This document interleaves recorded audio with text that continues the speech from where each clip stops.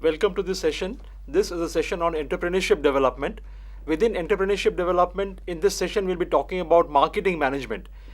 Now, one of the areas that we will look into as marketing management is that how can a company look for more and more opportunities for marketing? Looking for and analyzing marketing opportunities is going to form the part of the discussion that we are going to carry on in this episode. Now, I was trying to say that this is a very important function from the perspective of not only the marketing management department in the organization, but also for the entire strategic group of the organization which is looking for such opportunities. If the organization has to grow in its current businesses, if the organization has to diversify into new areas of business, then this is one function that the organization has to take very seriously and look around in the environment for bigger and better marketing opportunities. As you may be already knowing that there are a lot of factors that are there in the macro environment, okay, which we refer to as macro environmental factors. Like for example, the demographic factors, the economic factors, the technological factors, even the political legal factors, the social factors, the cultural factors.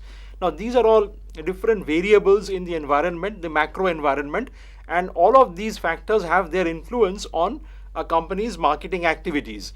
And within this environment, the company has to look for opportunities for marketing. So one has to do what is called an environment scanning.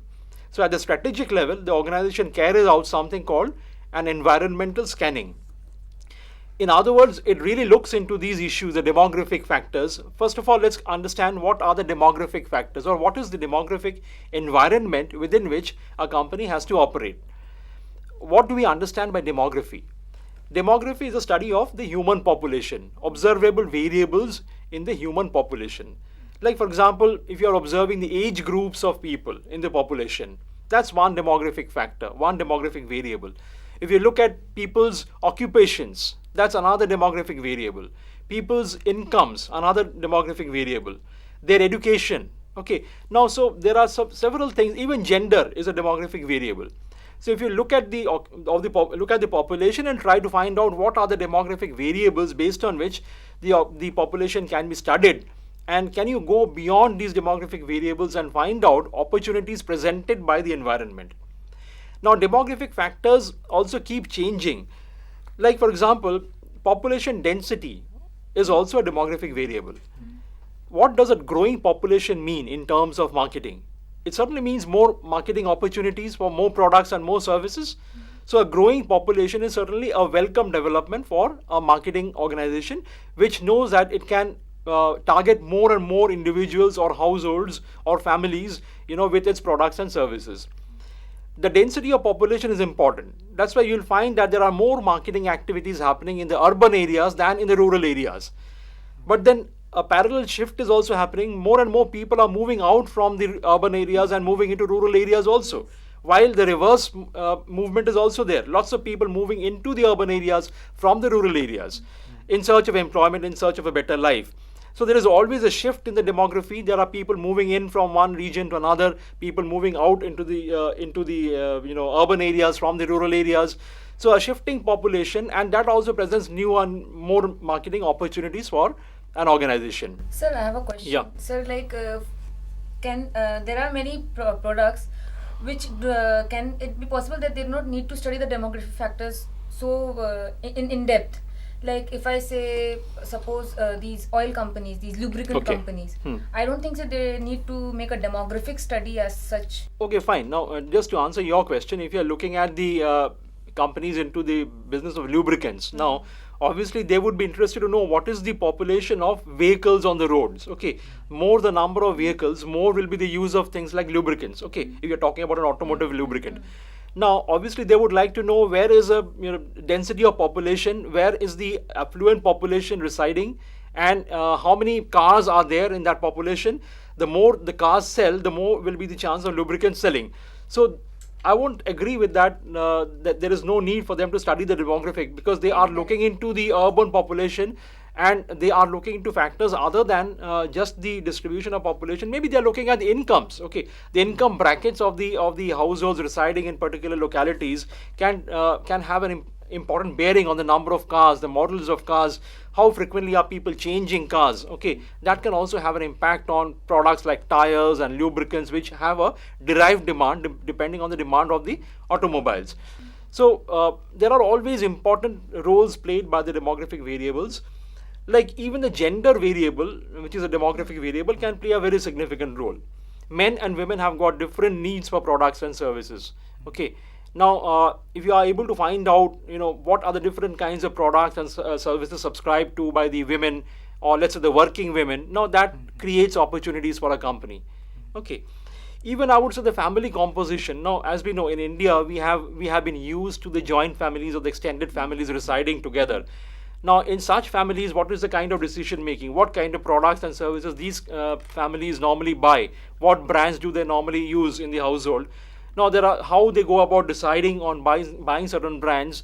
This becomes an interesting study for people who are marketing products and services meant for the households living together. The other trend that is also happening is more and more families are splitting up, and they are moving more towards nuclear families for different reasons. Okay, now these nuclear families again have got different buying patterns.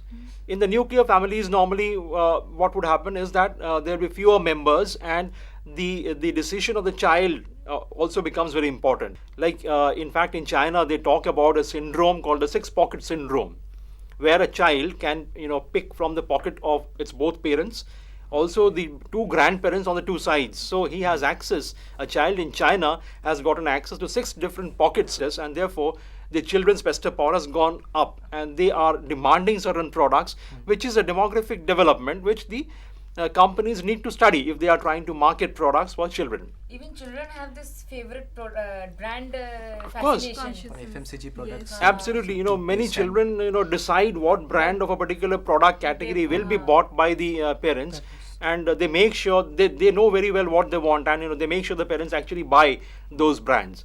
Now even people's occupations, that is part of demographics. People are into different occupations, and when we go out to work, we meet different people at the place of work.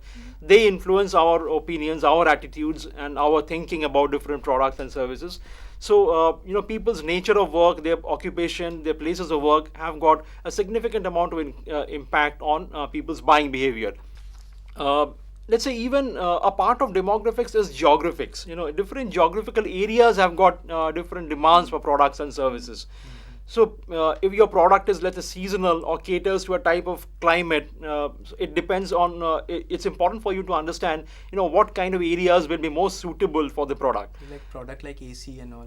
For example, products like ACs would sell more in humid places like here in Calcutta, okay, or maybe the whole of India, or maybe let's say not the colder parts, where maybe different kinds of products. Woolen garments will be more in demand in such places. Room heaters will be more in demand in those places. So even geography and climate get to play a role, and people need to observe, how products can be sold into areas which have got a geographical advantage. I would even say that the different generations in the population, which is part of demography, has a bearing on marketing opportunities. Like it's quite customary to talk about the next generation. The next generation, has got a fancy for products which are different from what the older generations were habituated to. Like for example, the current generation, the next generation, at least I find they are more technical savvy. Okay, they are more comfortable with handling computers and all other electronic gadgets. So companies dealing in electronic gadgets and computers and stuff like that, or even let's say the fast moving consumer durables, things like mobile phones and iPods and iPhones and these kind of things are really targeting the youngsters or the next generation population. Even for bikes. Even for bikes, absolutely, sport bikes, yeah, absolutely.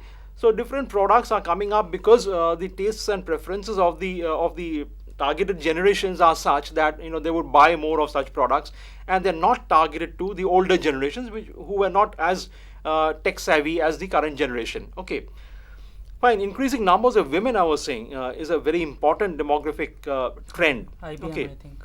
Yeah, IBM, for example, is one company which is employing a lot of women. Even as I said, the IT sector, the ITES sector are employing a lot of women folk. And many of these women have to balance work and family. Okay. Now, as a result, what is happening is, they have less time for the family. They have, less time to cook and look after the family. So, this is in turn driving business like ready to eat food, at home. Yes, sir. Yes. Okay. All kinds of services delivered at the family's doorstep.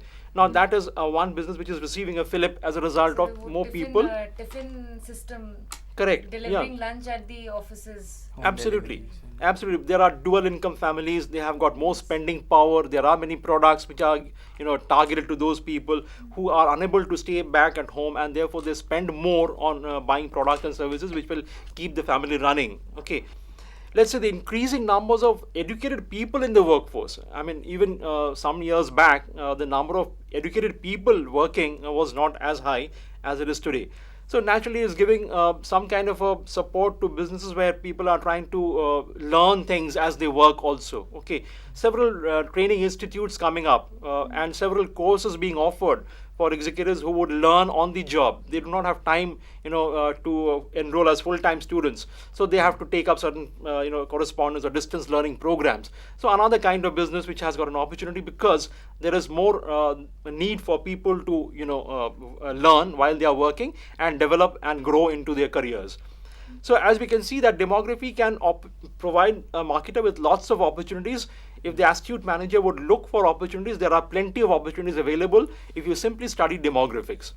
Now let's move on from there and let's start talking about the economic environment, which many people consider is part of demographics, but then let's give it a separate section. Economic factors are very important in the sense that, after all, marketing is to do with demand management. Without purchasing power, there is no demand. Okay, and there is no marketing. We are not interested in people who cannot purchase our products and services. So it's very important to know what is the purchasing power, what are their incomes, what is the disposable income that's available for them, with them to spend on products and services.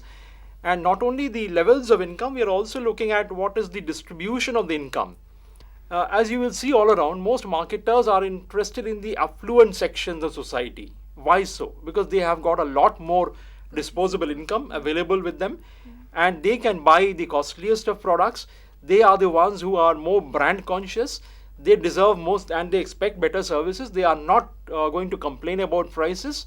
So that's a very lucrative segment of the market that most marketers are trying to tap. So this is another thing that one needs to keep in mind. What is the product or what is the brand I'm trying to market? Who is it targeted to? Is it targeted to the upper class of society, or is it meant for the middle class, or is it even meant for the lower middle class? And therein the entire orientation towards purchase will differ. Yeah. Sir, can we say that for higher income group, we Yeah. have got low volume, high profit kind of products there? Absolutely. And for low income group, we have got high, volume, and low profit Absolutely margin. so. Very, very correct to say that. If you're targeting the upper sections or the affluent sections, then you know that these people are not very many in number. Absolute number terms, they are not very many, but then they have got so much of purchasing power at their disposal that they can pay, if you sell fewer units but very high price premium quality products, then you can survive in business because of the profitability that goes along with that segment, rather than volumes you sell on, make up on profits. So It's that something means like, you are it- talking about market skimming. Market skimming, yeah, because these people are willing to pay you that kind of a price. They are not going to question the price. They are asking for the highest level of quality.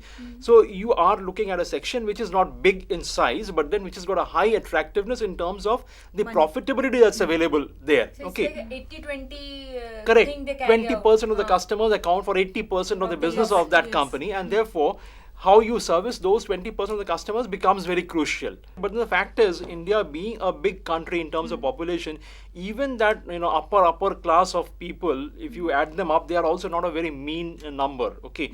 And therefore, many people, many companies, in the Western economies are interested in India because of the fact that there's a huge population, and if they're able to corner a small fraction of the upper class or the affluent class in India, They can make they are good money. quite happy, and they may not do as well in the European Union or the American continent, but then India can really afford a lot of opportunity in terms of marketing for those companies.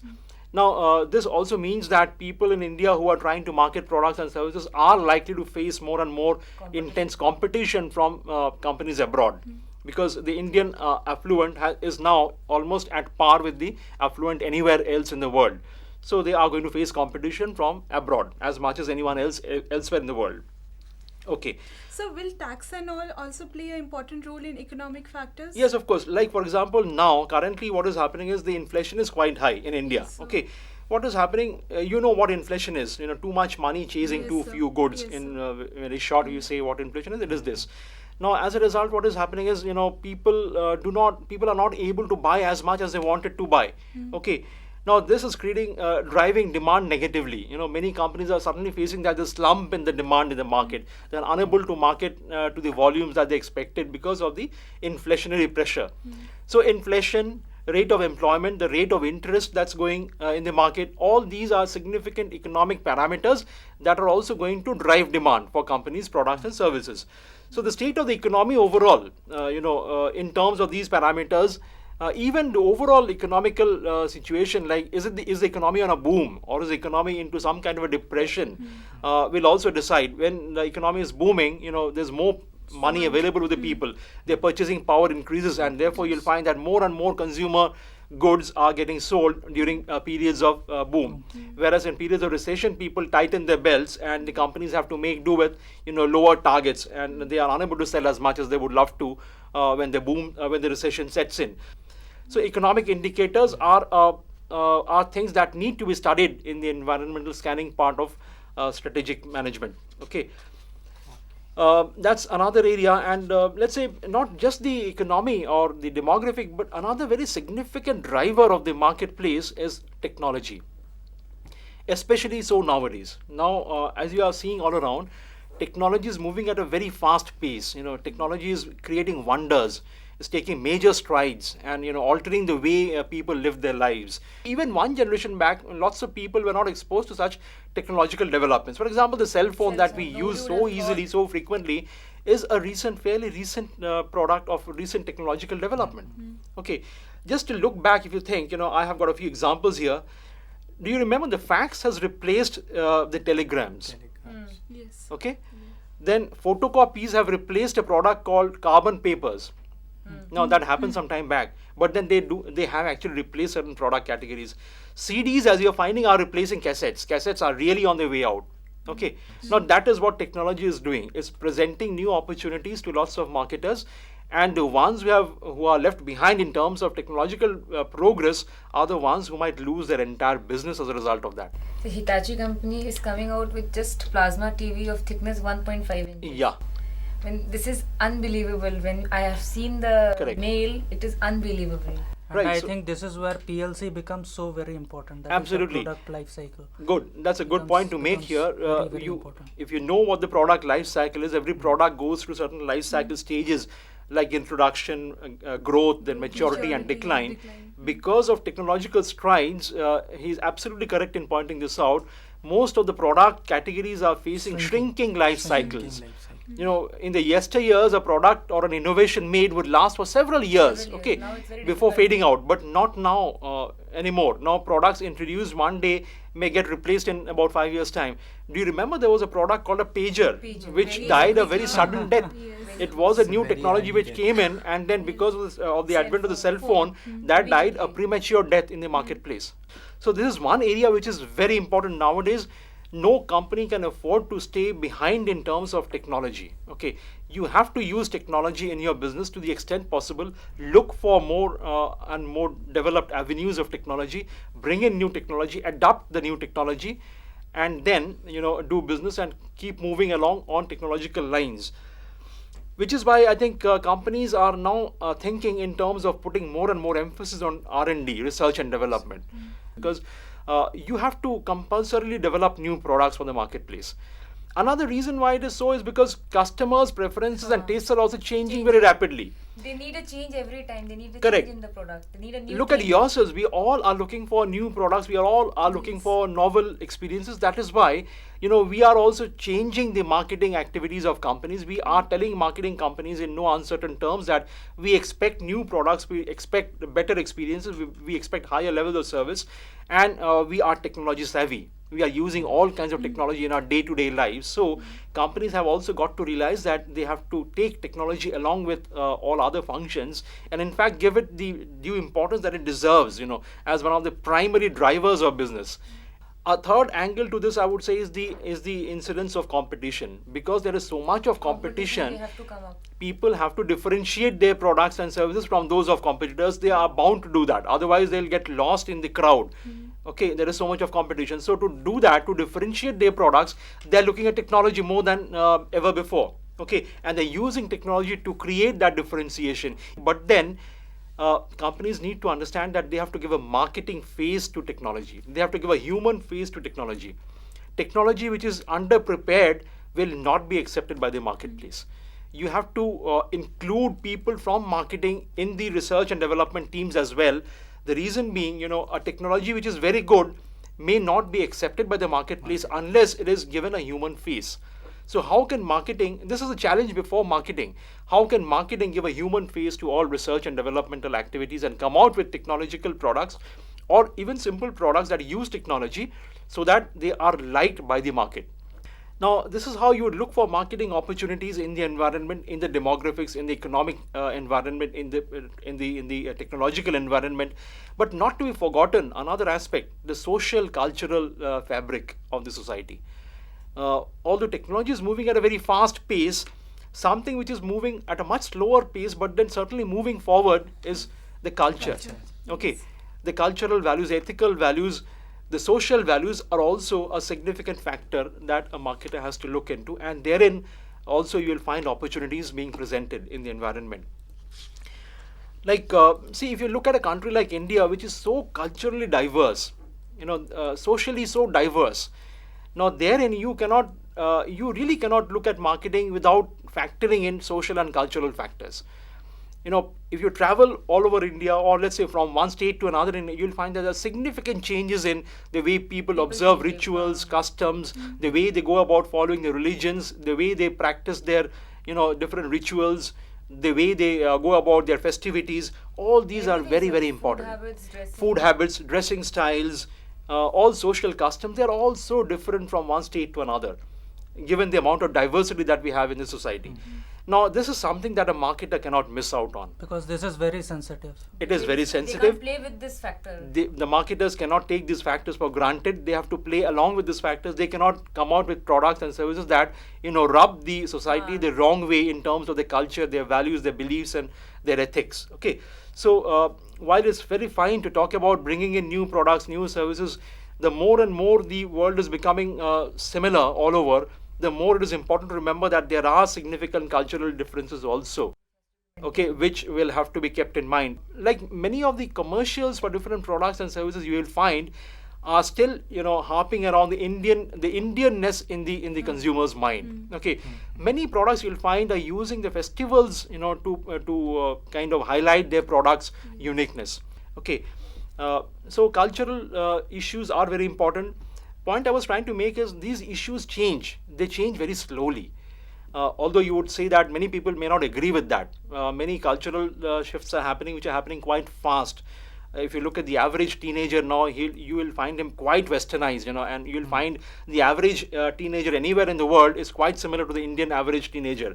So we are really bridging that gap very fast. But then if you look at a larger section of society, they are not catching up as fast. The older generations do not want to let go of their old habits, their old rituals, and their preferences.